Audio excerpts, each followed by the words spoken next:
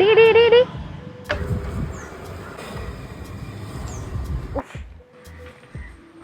D ആ ചേച്ചിയാ.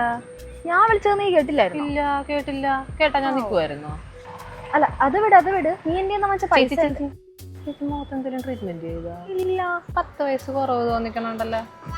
ഞാനൊന്നും ചെയ്തില്ല. നമ്മളെ കണ്ട ഏകദേശം ഒരു പ്രായം പോലെ ഉണ്ട്.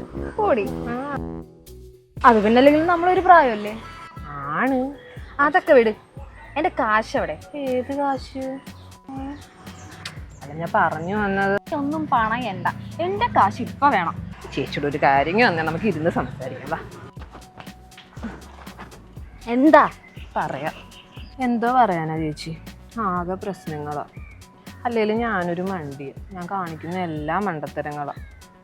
ഞങ്ങളുടെ നാട്ടിലെ കാശ് വാങ്ങിയിട്ട് തരാത്തതിന് പറ്റിപ്പെന്നാ പറയാ, അല്ലാണ്ട് മണ്ടത്തരം എന്നല്ല. അതല്ല ചേച്ചി, നില്ല നിന്റെ കെട്ടിയോ മിയ ഖലീഫയുടെ മാനേജർ ആണെന്നല്ലേ പറഞ്ഞേ? മിയ ഖലീഫയുടെ അല്ലേ, ബുർജ് ഖലീഫയുടെ.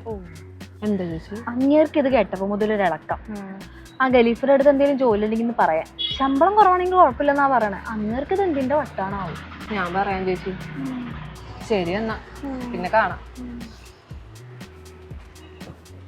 അയ്യോ എന്റെ പൈസ, ഇടി എന്റെ ക്യാഷ്. അതല്ല ചേച്ചി, അങ്ങേര് അമേരിക്കന്ന് ഡിഡിയോ? 4 മാസമായിട്ട് ഡിഡി ഇവിടെ എത്തിയില്ലേ? ഡിഡി അയച്ച് എന്റെ കയ്യിലും കിട്ടി. എനിക്ക് താ. എന്ത്? ഡിഡി മാറ്റി കിട്ടിയ പൈസ. ഞാൻ ഒരു മണ്ടത്തരം കാണിച്ചു ചേച്ചി.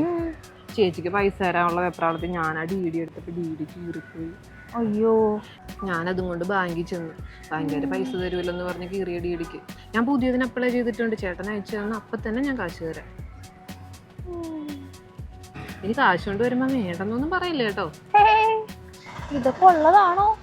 സത്യം ചേച്ചി, ഞാൻ സത്യം പറഞ്ഞ ചരിത്രം ഉണ്ടോ? ചേച്ചിക്ക് ഞാൻ കാശ് തരൂന്ന് പറഞ്ഞ തരും. ശരി എന്നാ ശരി ചേച്ചി. ചുമ്മാതാ, പറ്റിപ്പാ, കിട്ടൂല. അവള് നിന്റെ കയ്യിൽ നിന്ന്